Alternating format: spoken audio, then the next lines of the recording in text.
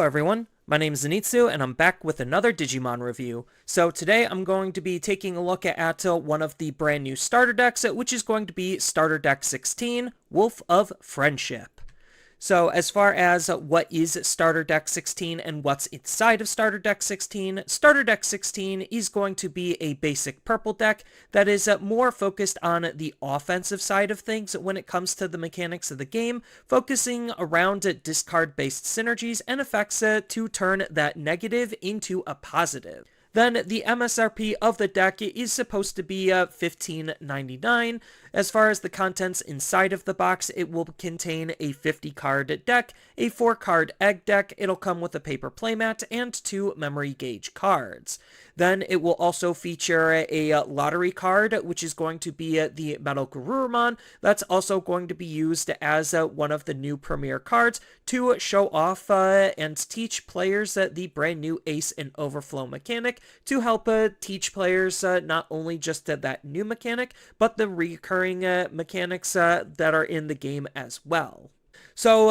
as far as what do you get in terms of what does the deck composition look like out of one starter deck, this is just what you're going to be getting. The next question that people probably would have is, well, I know what's inside of the starter deck, so how can I make it better? So there's 3 main ways that you could approach to making the starter deck better. The first one is going to be the easiest one, and that is just taking a second copy of the starter deck just to make a full playset of all of the cards inside of the starter deck, and then maximize on the good cards and minimize on the filler cards, so that way you could try to play with nothing but the best out of the card pool that's allotted to you. Then the second step that you could take is to look at what the deck is trying to do and focus on enhance on its own natural strengths. The last thing that you're going to do, which is most likely the case with starter decks, is going to just completely ignore the deck and just take the good cards from the deck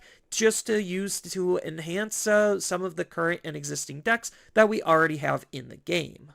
So as far as going back to that first point in terms of taking 2 copies of the starter deck and, well, smushing them together, this is a solid recommended deck composition if you're just using only 2 copies of the starter deck, so that way you have the full playset to be able to work with out of any of the given cards. It's always important to recognize the filler. So the filler are cards that you're probably going to want to remove first, just because they don't necessarily have the greatest synergy with what the deck is trying to do, or they're just too weak of cards for you to want to use. It's not that these cards are bad per se, it's just when you're looking at things from a more competitive perspective, you're going to want to try to focus the deck a little bit more and play cards that have greater impact, and there could be cards that are doing exactly what these cards are doing, but a little bit better or more on theme and brand with what you're trying to play with. So as far as going back to points 2 and 3, when it comes to actually upgrading the deck or replacing the deck as is. So this is always the hardest part for me to recommend upgrading starter decks, just because starter decks, unlike advanced decks, are a little bit more spread out on the themes and mechanics they're trying to play with, so that way you could get your feet wet in a whole bunch of different avenues. This is both good and bad, because it's good so that way you have a whole pool of different cards that you could think about utilizing to upgrade and enhance into separate decks. But the only bad thing is, just as a deck itself, it's usually not going to be pretty strong because it's pulled in a couple of different directions, and the directions might not always be the best together. So if I had to pick one main branch that you're going to want to try to focus on, and the strongest one, that's probably going to be supporting the Garurumon stuff. So the Garurumon stuff is looking to be very strong. The only problem is we don't really have enough good purple Garurumon stuff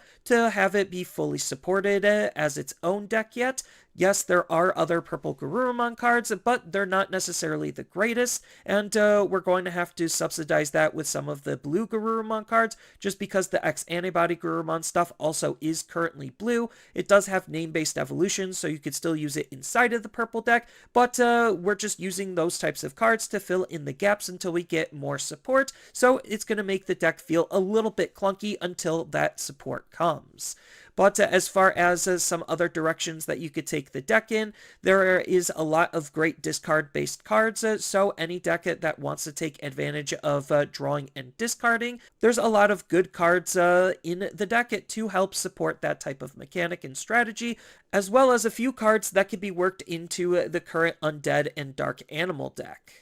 So going a little bit more in depth on the Garurumon archetype, Metal Garurumon, or Melga for short, is an offensive based deck that relies mostly on multiple attacks to be able to line up lots of damage relatively quickly. The blue side of things likes to draw a lot of cards and has some removal in the form of bouncing cards back into the opponent's hand, and the purple side of things adds some draw and discard to cycle through the deck and set up its trash at the same time for whatever it's going to be doing with the trash, as well as some level-based deletion. Both variations of the deck will generally want to utilize the X antibody stuff and some of the other cards to add the battle protection to make it really hard to get rid of Metal Garurumon outside of card effects that will be deleting or removing the Digimon in various different ways. So as far as a solid example list of what a BT13 and BT14 Melga list is going to look like utilizing the purple cards, this is just a solid base for you to start with and work off of.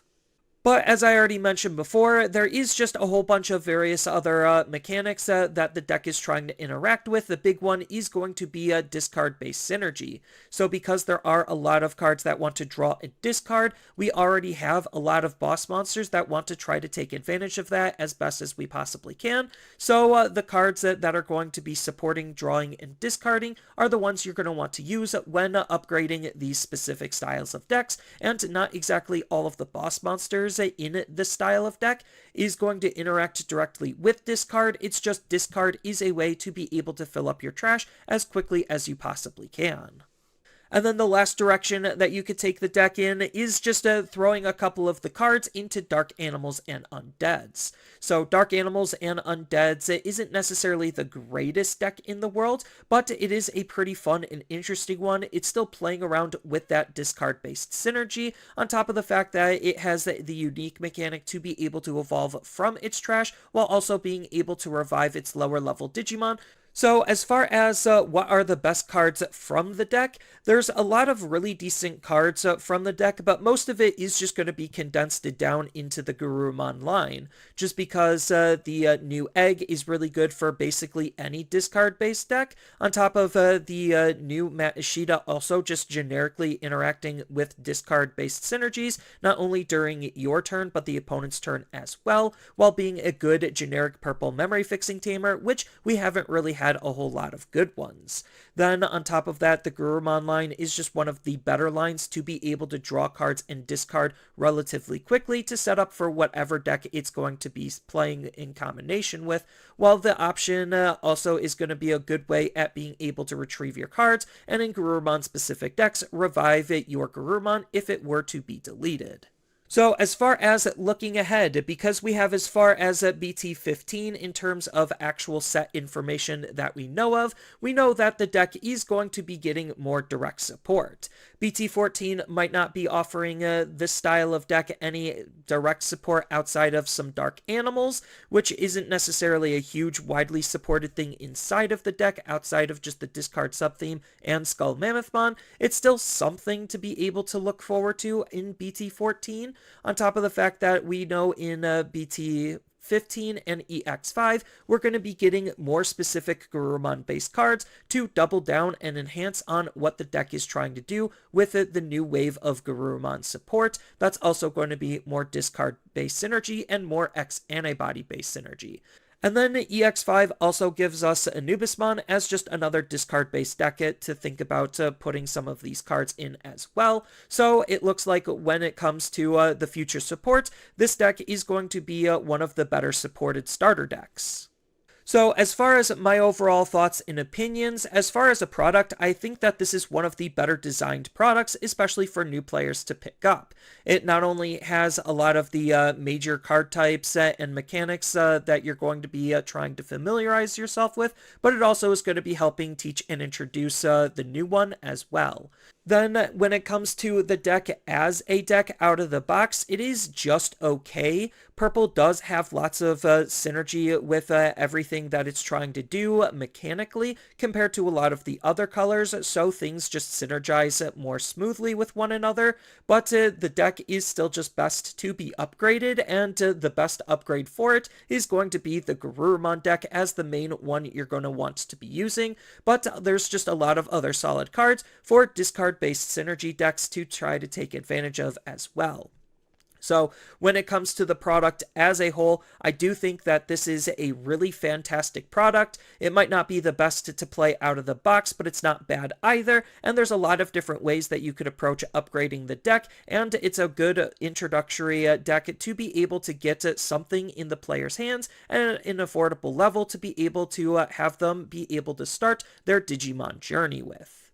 So that's all I really have for this video. As always, feel free to tell me your thoughts down in the comments below, and down in the description below are a couple of different ways you could support me and the channel. So I do have a TCG Player affiliate link, so when you use that link to buy cards off of TCG Player, then some of that money will go to supporting me and the channel. I also do make and sell playmats over on Overcard Gamers on Facebook, so when you buy a playmat with my design, then some of that money will also go to help supporting me and the channel. And on top of all of that, I do have a Twitch account over on twitch.tv/Zenitsu, so giving me a follow and a subscription also helps support me there, and I do play Digimon on top of various other games on that platform as well. So thank you everyone for watching, and as always, don't forget to like, share, and subscribe for more content, and I'll see you in the next video.